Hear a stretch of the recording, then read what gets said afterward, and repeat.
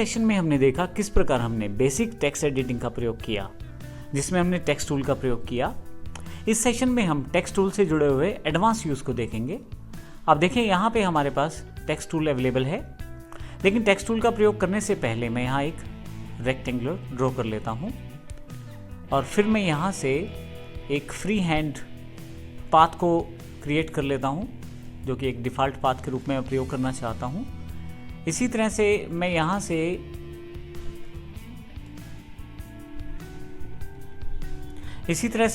से एक circle draw कर लेता हूँ। इसके लिए मैं कंट्रोल प्रेस करके रखता हूँ, एक परफेक्ट सर्कल मेरे पास ड्रॉ हो जाएगा।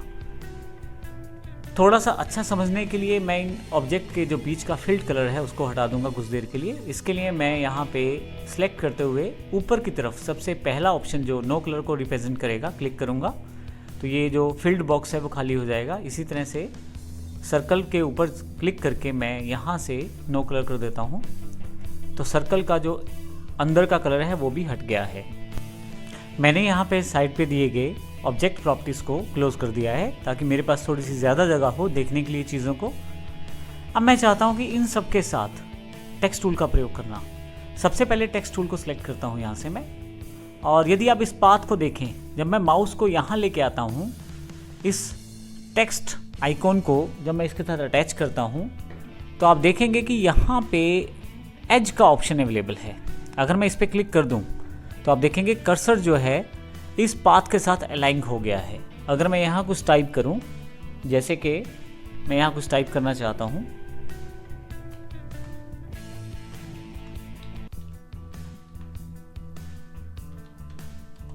अब देखेंगे जैसे जैसे मैं टाइप कर रहा हूँ वैसे वैसे ये कैरेक्टर्स जो हैं ये इस पाथ के साथ टाइप हो रहे हैं।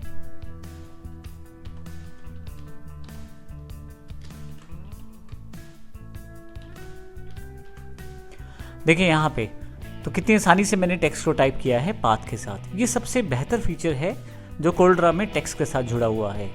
इसी तरह से मैं ना केवल इस पाथ के साथ बल्कि दूसरे किसी शेप के साथ भी प्रयोग कर सकता हूँ।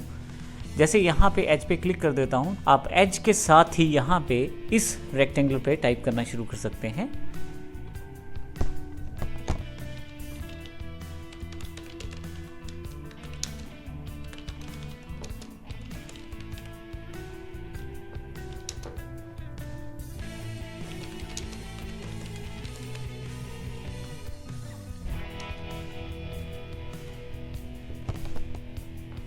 अब जैसे जैसे मैंने टाइप करना शुरू किया है उसने अपने आप को उस पर्टिकुलर पाथ के साथ अलाइन किया है। रेक्टेंगुलर है तो उसने रेक्टेंगुलर शेप में उसको अपने साथ एडजस्ट कर लिया है। ये बहुत ही इंपॉर्टेंट फीचर है टेक्स्ट टूल में। मैं यहाँ से इसे एस्केप करके फाइनलाइज कर देता हूँ और यहाँ से मैं पिक टूल का प्रयोग करके इसे डिलीट भी कर सकता हूँ। ये रही बात हमारे पास पाथ के साथ टाइप करने की। इसके अतिरिक्त आप चाहें तो किसी शेप के अंदर भी टाइप कर सकते हैं। यहाँ मैं एक दो टिपिकल शेप्स ले लेता हूँ। इसके लिए यहाँ से मैं बेसिक शेप्स में जाकर मान लीजिए ये एक शेप डिफाइन कर लेता हूँ और इसका अंदर का जो कलर है वो हटा देता हूँ ताकि क्लियर हो जाए। आप अंदर का कलर रख भी सकते हैं, लेकिन अभी कलर ना होने से हमें थोड़ा सा क्लैरिटी से क्लियर होगा कि हम क्या टाइप करते हैं और किस तरह से उसका प्रयोग होगा। अब मैं टेक्स्ट टूल को फिर से सिलेक्ट करता हूँ। अब की बार यदि आप देखें एज को सिलेक्ट ना करके मैं थोड़ा सा नीचे आता हूँ तो ये रेक्टेंगुलर डॉटेड एक निशान आपके पास है, ये टेक्स्ट एरिया का निशान है। अगर मैं क्लिक कर दूं तो आपकी शेप में एक टेक्स्ट एरिया देखिए यहाँ बन गया है। अब जो कुछ भी आप टाइप करेंगे इस टेक्स्ट एरिया के अंदर ही टाइप होगा। एक्चुअली जब हम क्लिक करते हैं तो जो शेप रहती है उसके अकॉर्डिंग ही टेक्स्ट एरिया अपने आप को मॉडिफाई करता है। क्योंकि ये रेक्टेंगुलर शेप थी तो टेक्स्ट एरिया जो है वो रेक्टेंगुलर एरिया में क्रिएट हुआ है। मैं यहाँ कुछ भी टाइप कर सकता हूँ,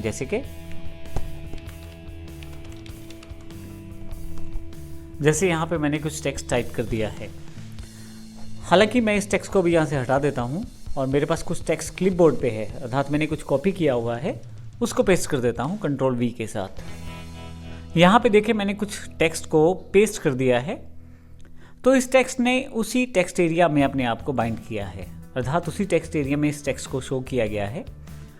अब मैं इसके साथ वही सारे बेसिक ऑपरेशन कर सकता हूँ जो नॉर्मल टेक्स्ट में किए जाते हैं।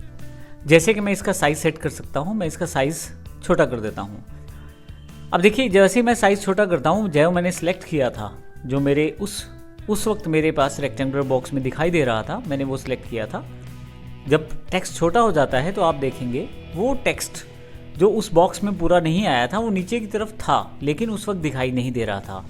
तो इस तरह से मैं इनको दोबारा सेलेक्ट करके फिर से एक पर्टिकुलर साइज पे डिफाइन कर सकता हूँ।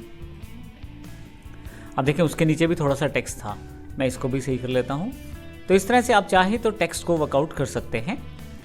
अब यहाँ पे मैं इस पूरे टेक्स्ट को सिलेक्ट करना चाहता हूँ तो कंट्रोल ए प्रेस कर देता हूँ, ताकि बार बार मुझे इस तरह से एक एक टेक्स्ट लाइन को सिलेक्ट ना करना पड़े। और यहाँ मैं सबका साइज 6 कर देता हूँ। अब यहाँ पे मेरे पास ये टेक्स्ट अवेलेबल है और ये जो एक्स्ट्रा टेक्स्ट है इसको भी मैं कंट्रोल ए करते हुए सिलेक्ट कर लेता हूँ फिर से, और यहाँ इसका जो साइज़ है वो 6 कर देता हूँ। अब हमारे पास लगभग सारा टेक्स्ट सिलेक्शन में आ गया है और प्रॉपरली यहाँ पे अवेलेबल है। अब यदि यहाँ पे देखें तो टेक्स्ट को इस रेक्टेंगुलर बॉक्स की शेप में ही दिखाया गया है, क्योंकि टेक्स्ट एरिया भी उसी शेप को फॉलो कर रहा है। अब हमारे पास यहाँ ऊपर की तरफ, जैसे हमने पिछले सेक्शन में देखा था कि हमारे पास अलाइनमेंट के टूल अवेलेबल थे। नन का मतलब है कि अलाइनमेंट बिल्कुल नहीं है जैसा अभी है। लेफ्ट का मतलब लेफ्ट साइड अलाइनमेंट, अर्थात सारा टेक्स्ट लेफ्ट की तरफ रहेगा। सेंटर टेक्स्ट बीच में रहेगा। अब आप देखें यहाँ पे अलाइनमेंट का आप जो प्रैक्टिकल एग्जांपल है वो देख सकते हैं। इस तरह से मैं राइट कर सकता हूँ, टेक्स्ट राइट साइड की तरफ रहेगा। मैं फुल जस्टिफाई कर सकता हूँ, तो टेक्स्ट को, क्योंकि यहाँ से सिलेक्शन हट गया है, मुझे दोबारा सेलेक्ट करना ज़रूरी है। मैं दोबारा सेलेक्ट कर लेता हूँ और यहाँ से फुल जस्टिफाई करता हूँ।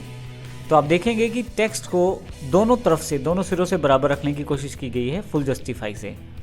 अगर मैं फोर्स जस्टिफाई करूं तो अगर किसी कारण से टेक्स्ट पूरा नहीं भी आ पा रहा तो फोर्स जस्टिफाइज उसे पूरा करने की कोशिश करेगा, चाहे इसके लिए उसे टेक्स्ट के बीच का स्पेसेस भी क्यों ना बढ़ाना पड़े। मैं क्लिक कर देता हूं तो आप देखेंगे उसका स्पेस जो है वर्कआउट कर लिया गया है। तो इस तरह से आप टेक्स्ट का प्रयोग कर सकते हैं। फाइनली आप कलर का प्रयोग करें, जिस कलर का प्रयोग करना चाहते हैं वो टेक्स्ट के साथ करके आप टेक्स्ट को मॉडिफाई कर सकते हैं। ये ना केवल रेक्टेंगुलर शेप तक लिमिटेड है, ये हर किसी शेप में आप इसको डिफाइन कर सकते हैं टेक्स्ट एरिया के साथ। मैं फिर से टेक्स्ट सेलेक्ट कर लेता हूँ। जब मैं इसे इस शेप पे लेके आता हूँ तो आप देखें माउस को अगर आप बाउंड्री लाइन, आउटलाइन पे रखें तो एज का ऑप्शन आता है, लेकिन थोड़ा सा अंदर की तरफ ले आएँ तो टेक्स्ट एरिया का ऑप्शन आता है। मैं यहाँ क्लिक कर देता हूँ। मेरे पास पहले से पिछले वाला टेक्स्ट कॉपीड है तो मैं उसको फिर से कंट्रोल वी करके पेस्ट कर देता हूँ। आप देखेंगे कि जो टेक्स्ट एरिया है उसने अपने आप को इस शेप के अकॉर्डिंग सेट कर लिया है, और जैसे ही मैं इसे पेस्ट करता हूँ मेरे पास वो सारा टेक्स्ट इस शेप के अकॉर्डिंग डिफाइन हो गया है। फिर से वही बेसिक ऑपरेशन आप आसानी से कर सकते हैं और अपने टेक्स्ट की सेटिंग कर सकते हैं। अब यहाँ सबसे अच्छी बात है कि आपको टेक्स्ट की सेटिंग के लिए किसी भी तरह के एक्सटर्नल सोर्सेज की ज़रूरत नहीं रहती। आपको केवल क्लिक करना है और क्लिक करने भर से आप चाहे तो पाथ या एज पे टेक्स्ट को दे दें, सेट कर दें, और चाहे तो उस पर्टिकुलर शेप के अंदर किसी पर्टिकुलर डिज़ाइन में उसको सेट कर दें। इसके अतिरिक्त टेक्स्ट में एक इम्पॉर्टेंट यूज़ और भी रहता है। मैं इस तरह यहाँ पे क्लिक कर देता हूँ और कुछ टाइप करता हूँ। यहाँ पे मैंने issstworld.com टाइप किया है और यहाँ पे मैं थोड़ा सा टेक्स्ट साइज बड़ा कर लेता हूँ।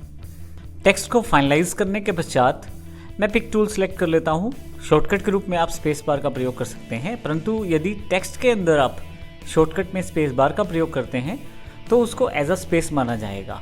तो इसलिए आप पिक टूल को सिलेक्ट करें और यहाँ पे यदि आप देखें तो ये मेरे पास सेलेक्ट हो चुका है। मैं इसे मूव कर सकता हूँ कहीं भी। अब मैं प्लस का निशान दबा देता हूँ कोरड्रा में। जैसे आप प्लस दबाते हैं आपके पास इसका एक डुप्लीकेट तैयार हो जाएगा। आप यदि एक टेक्स्ट को ऊपर करें तो आपको नीचे की तरफ दूसरा टेक्स्ट भी दिखाई देगा, कुछ इस तरह से। मैं वापस इसको इसकी बेसिक पोजीशन में ले आया हूँ। यहाँ पे 2 issstworld.com के नाम से टेक्स्ट अवेलेबल हैं। पहले वाले का मैं कलर चेंज कर देता हूँ। देखेंगे दूसरे का कलर आपको पीछे की तरफ से दिखाई दे रहा है, जो कि डिफ़ॉल्ट रूप में ब्लैक है। तो इस तरह से आप देखें तो एक शेडो का इफेक्ट पीछे की तरफ दिखाई दे रहा है दूसरे टेक्स्ट से। और यहाँ यदि मैं थोड़ा सा ऊपर नीचे करूँ तो आप देखेंगे क्लियरली वो टेक्स्ट नीचे वाला आपको दिखाई देना शुरू हो जाएगा। थोड़ा जूम करके देखते हैं इसे, तो आप देखेंगे कि जो टेक्स्ट है उसके पीछे एक शेडो इफेक्ट अवेलेबल हुआ है। तो इस तरह के कुछ इफेक्ट्स आप डायरेक्टली टेक्स्ट के साथ देख सकते हैं। हालांकि शेडोज़ देने के लिए आपके पास काफ़ी सारे टूल्स अवेलेबल हैं कोरड्रा में, जिनको हम अगले सेशंस में भी देखेंगे। तो इस सेशन में हमने सीखा कि हम टेक्स्ट को किस प्रकार से प्रयोग कर सकते हैं, किस प्रकार एक पर्टिकुलर इमेज के एज पे उसे टाइप कर सकते हैं या उस पर्टिकुलर इमेज के अंदर या शेप के अंदर उसे टेक्स्ट एरिया में टाइप कर सकते हैं, या किस प्रकार आसानी से शैडो टेक्स्ट क्रिएट कर सकते हैं टेक्स्ट को डुप्लीकेट करके। धन्यवाद।